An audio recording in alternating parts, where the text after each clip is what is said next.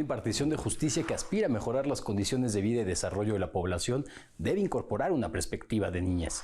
Sobre ello platicaremos con el magistrado Arturo Alberto González Ferreira. Acompáñenme.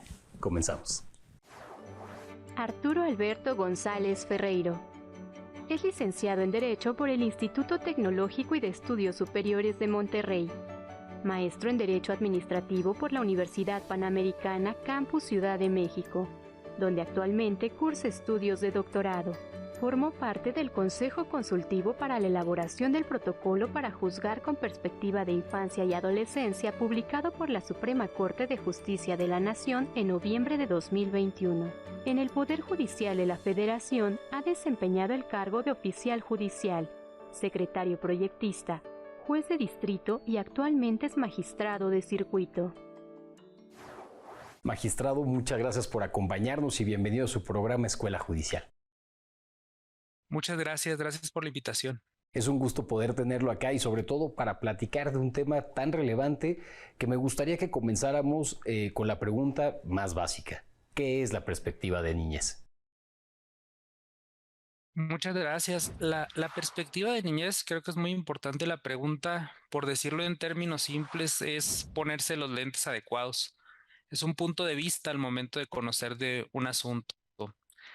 Yo creo que lo más importante es entender una idea principal. Antes teníamos nosotros una perspectiva paternalista, se llamaba, indiferenciada. Teníamos la idea de que los niños pertenecían a sus padres, ¿no? Que los niños podían ser tratados como objetos de protección. Ahora no. Los niños, niñas y adolescentes deben ser considerados sujetos de derechos, son titulares de derechos, ¿no? A partir de ahí sigue todo lo demás. Em, a partir de esa concepción, si entendemos que los niños son sujetos de derecho, surgen otros conceptos, por ejemplo, el interés superior de la niñez.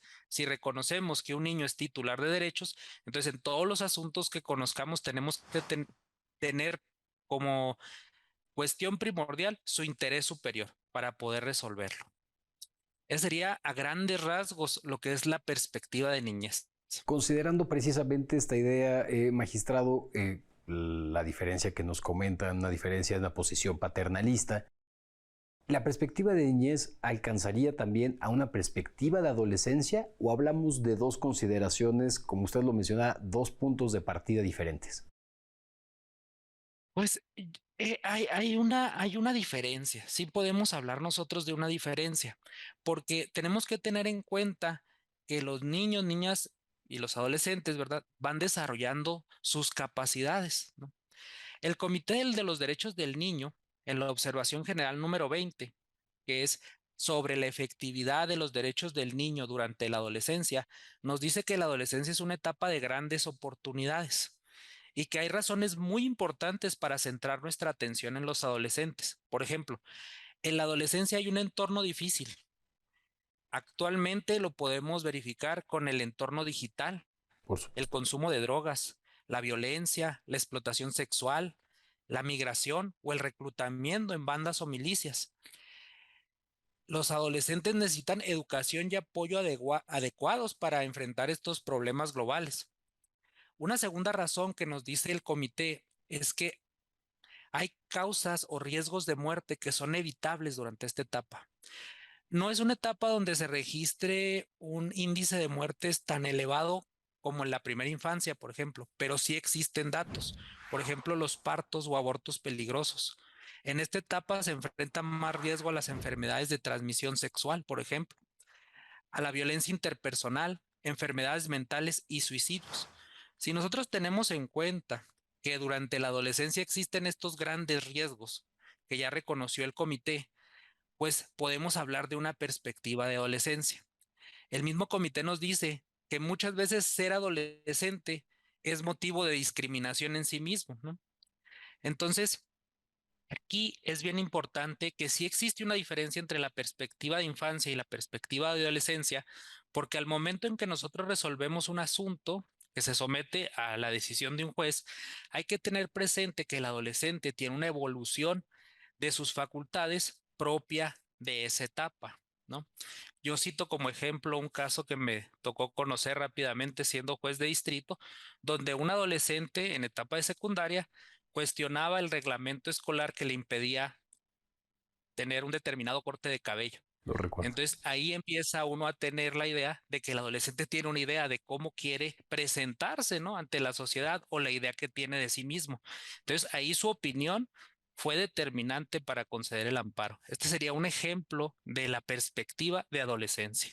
Magistrado, considerando esto que nos ha venido mencionando, que este punto de partida, estos lentes adecuados, tienen que responder al grado de desarrollo que presentan las personas, niñas, niños o bien las y los adolescentes, me gustaría preguntarle cómo definiría el acceso a la justicia desde una perspectiva de niñez. Pues yo creo que esa es una pregunta muy importante porque responderla implica preguntarse cómo puede ser útil un sistema de justicia, ¿no?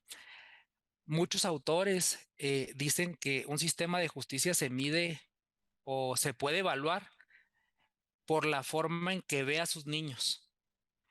Entonces, aquí es nuevamente muy importante retomar que la justicia desde la perspectiva de niñez, pues sí implica tener muy presente que los niños son sujetos plenos de derecho. O sea, tienen todos los derechos que tienen todas las personas y que su capacidad es progresiva.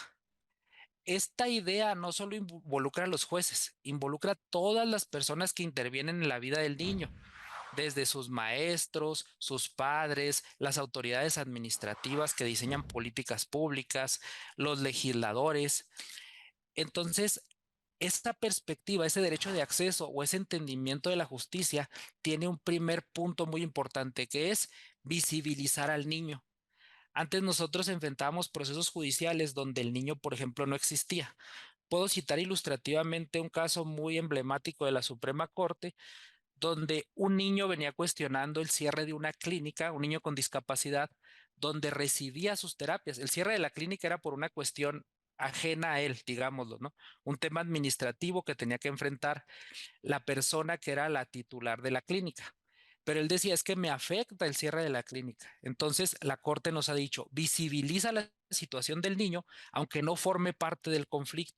Entonces, el entendimiento del derecho de acceso a la justicia o de la justicia desde la perspectiva de niñez implica principalmente esta idea, visibilizar al niño y reconocer que es titular de derechos. Magistrado, vamos a una breve pausa. A nuestra audiencia, no se desconecten, apenas estamos comenzando. Es también Escuela Judicial.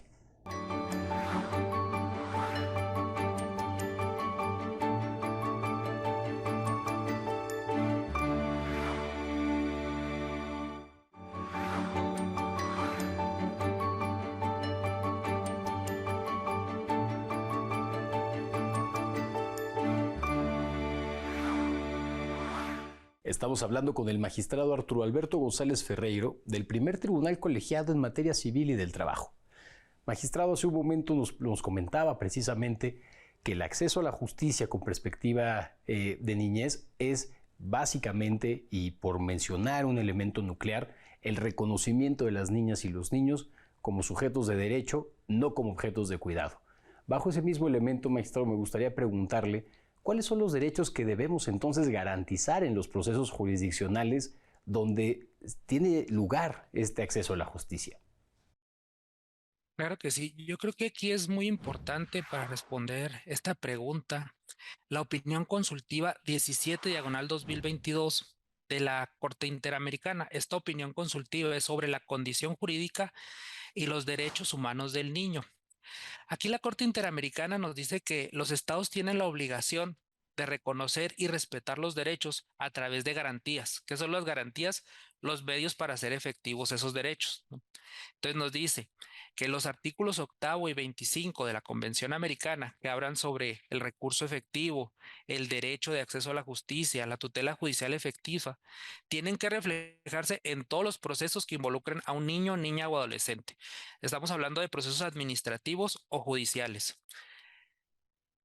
La búsqueda es un recurso efectivo, o sea, que realmente reintegre al niño en sus derechos. Entonces, retomando la pregunta, ¿Cuáles son esos derechos? Me parece que hay que tener en cuenta 4 grandes principios. El primero es el interés superior. El interés superior de la infancia implica las siguientes cuestiones. Primero, un principio interpretativo. Siempre que tengamos una duda sobre cómo interpretar una norma, hay que favorecer esa interpretación que protege en mayor medida al niño, niña o adolescente. Una norma de procedimiento. Esto quiere decir, esto es muy importante, que el juez cuando tome su decisión tiene que tomar en cuenta las consecuencias que esto va a tener en la vida del niño. Y tercero, el interés superior es un derecho sustantivo. O sea, no es nada más interpretación, no nada más es un ejercicio de argumentación, es un derecho que tiene el niño a que se tome en cuenta su interés superior. Segundo, no discriminación. Las personas juzgadoras tenemos que tener muy presente las situaciones en donde se puede discriminar a un niño. Tercero, el derecho a la vida, al desarrollo y a la convivencia. Y una cuarta cuestión que me parece que es de la mayor relevancia, que es el derecho del niño a ser escuchado. Pienso que esos serían los 4 elementos que nos permitirían abordar esa pregunta. Me parece muy importante y muy valioso, magistrado, esto que nos está comentando. Fundamentalmente el mencionar y darle la categoría de derecho sustantivo al interés superior de la niñez, precisamente me hace recordar en esta idea de que la prueba es un derecho, no solamente un elemento formal, no solamente un requisito de procedibilidad. Lo mismo pasaría con el interés superior de la niñez. No solamente es una cuestión formal propia de un debido proceso, sino es en sí mismo un derecho. Y sobre este último elemento me gustaría preguntarle cuál es la referencia o la relevancia por la cual la opinión de las niñas y los niños en los procedimientos jurisdiccionales, donde sus derechos están siendo tratados, debe considerarse como un principio básico y fundamental. ¿Por qué la necesidad de escucharles?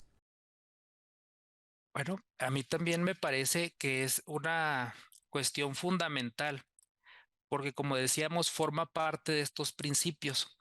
Estos principios surgen, hay que retomarlo, de dejar atrás esta visión tutelar o paternalista que consideraba a los niños objetos de protección y no sujetos de derecho. La observación general número 12 del Comité de Derechos del Niño nos dice que cuando el derecho del niño a ser escuchado es vulnerado en un procedimiento judicial, tiene que haber un recurso que repare esa situación. No es un mero formalismo. O sea, no se trata de nada más oír al niño, ¿no? Se trata de que sus opiniones sean comprendidas, de que el juez realmente se involucre, la persona juzgadora se involucre en entender o evitar que esa opinión o esa idea que tiene el niño sea malinterpretada. Es un ejercicio de ponderación que se tiene que hacer. Lo interesante es que este ejercicio se tiene que hacer incluso desde las etapas tempranas del niño, ¿no? Hay formas de comunicación no verbal, por ejemplo, que pueden considerarse como opinión del niño. Entonces me parece que no se puede reconocer a los niños, niñas y adolescentes como sujetos de derecho sin tomar en cuenta su opinión o su punto de vista sobre los asuntos que afectan sus derechos. Magistrado, me gustaría que un poquito más adelante pudiéramos volver a tocar este elemento, fundamentalmente la cuestión de hacerles caso y entenderlo, pero no puedo dejar de considerar que esta escucha activa de la que estamos hablando, esta escucha que es comprensiva, precisamente se junta o aspira a lo que en la teoría se le ha conocido también como la justicia compasiva, entender al acceso a la justicia como un mecanismo de protección de la existencia humana precisamente. Magistrado, vamos a una breve pausa. Por favor, en nuestro público, acompáñenme a ver la reseña de un libro titulado La llamada conciencia de los jueces y su papel en la práctica jurídica. Esta obra la puedes consultar en la biblioteca de la Escuela Federal de Formación Judicial. Regresamos.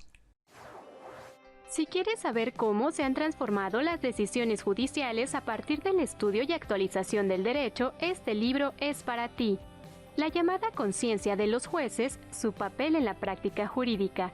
obra que analiza desde la filosofía por qué el derecho debe ser más que un instrumento, técnica o procedimiento.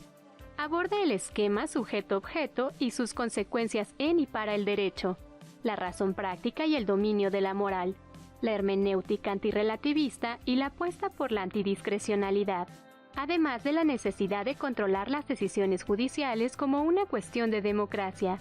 Incluye un capítulo de reflexión sobre la importancia de superar las decisiones conforme a la conciencia del juzgador para un efectivo ejercicio y aplicación del derecho. Consulta esta obra. Está disponible en la Biblioteca Felipe Tena Ramírez de la Escuela Federal de Formación Judicial.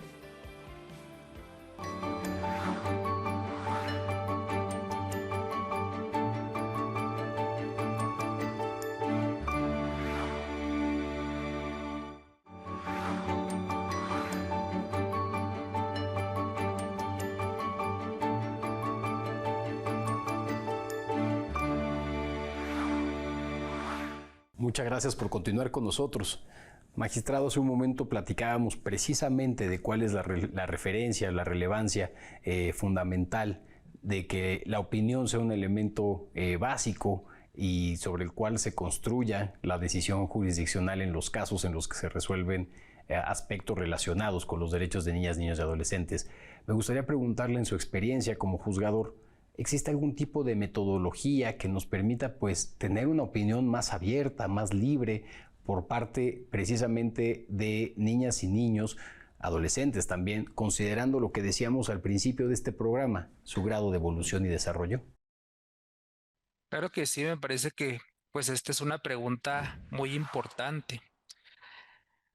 Aquí hay que tomar en cuenta varios factores, ¿no? No se puede modificar o no existe un método para cambiar lo que piensa un niño, por decirlo de alguna manera, ¿no? Entonces, es importante que el proceso de escucha se adecue al pensamiento infantil.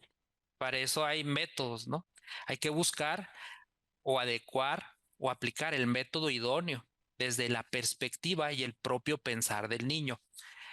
Podemos decir a grandes rasgos que la narrativa infantil tiene una lógica egocéntrica, es decir, centrada en sí mismo.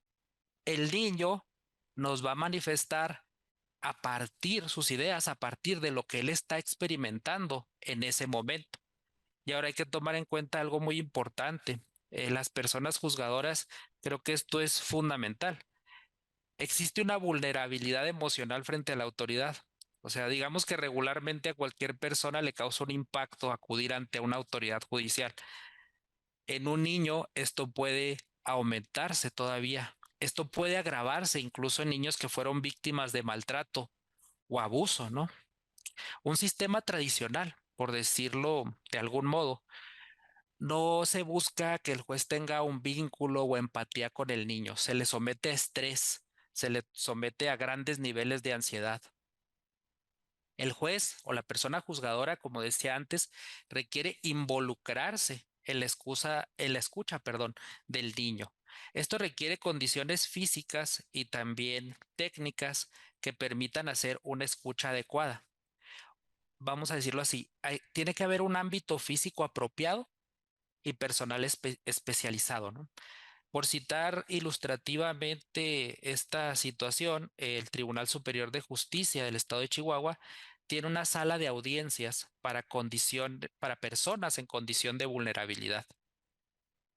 Esta sala de audiencias introduce un método que tiene por objeto una cuestión muy importante, que el niño, niña o adolescente que fue víctima de un delito no caiga en una situación de revictimización. Eso es muy importante, ¿no? Y que los espacios físicos y materiales sean los adecuados. Esta realmente es una combinación del derecho y la psicología para lograr precisamente que la persona juzgadora tenga un entendimiento adecuado sobre la opinión del niño, niña o adolescente. Es algo que siempre debemos buscar las personas juzgadoras en un caso que involucre a un niño, niña o adolescente. Este ejercicio que está mencionando, magistrado, precisamente de colocar la escucha desde el lado de la narrativa, de las niñas y los niños y los adolescentes, me hace pensar justamente que, al igual que la perspectiva de género, la perspectiva de niñez y otras perspectivas que derivan precisamente del reconocimiento de que no hay neutralidad en el sujeto que marcan las leyes, pues es precisamente la cuestión de ponerse del lado de quienes históricamente han encontrado o se han encontrado en las peores condiciones. Magistrado, me gustaría mucho conocer su opinión. ¿Es la perspectiva de niñez una forma de buscar el fin también del adultocentrismo, de esta búsqueda, como decía hace un momento, de seguir insistiendo en que en la ley existe un sujeto neutral?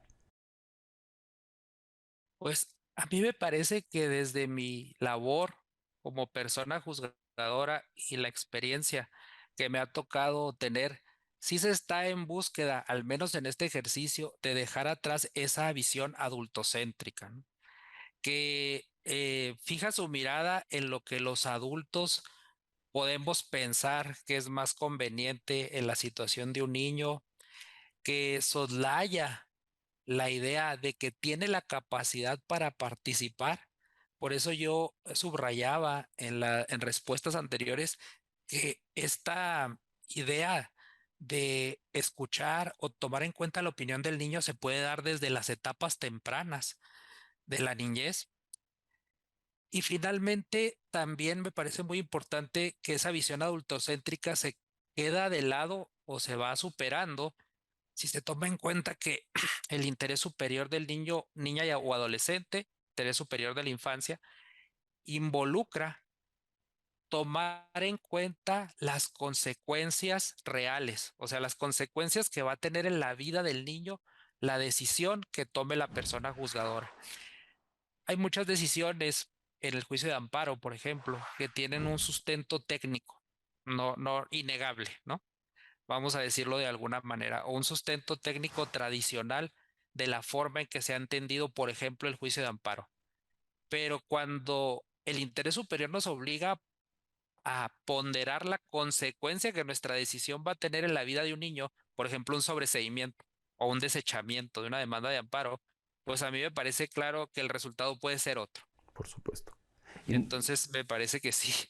Y no puedo dejar de ver que con esto que nos está mencionando, magistrado, que hay un derecho que valdría la pena anteponer precisamente para poder realizar y poder colocarnos en esta posición de perspectiva que se nos exige de frente a niñas, niños y adolescentes, y es precisamente la aspiración de garantizar el derecho al desarrollo. Magistrado, muchísimas gracias por habernos permitido platicar con usted, pero sobre todo para darnos claves que nos permiten entender una materia que es transversal a todas las materias del derecho. Al contrario, muchas gracias a ustedes, a la Escuela Federal de Formación Judicial, a Justicia TV, por esta gran invitación y esta gran oportunidad. Arturo Alberto González Ferreiro, magistrado del primer tribunal colegiado en materia civil y del trabajo. A nuestro auditorio, muchas gracias. Gracias por seguirnos. Esto fue Escuela Judicial. Nos vemos en la próxima.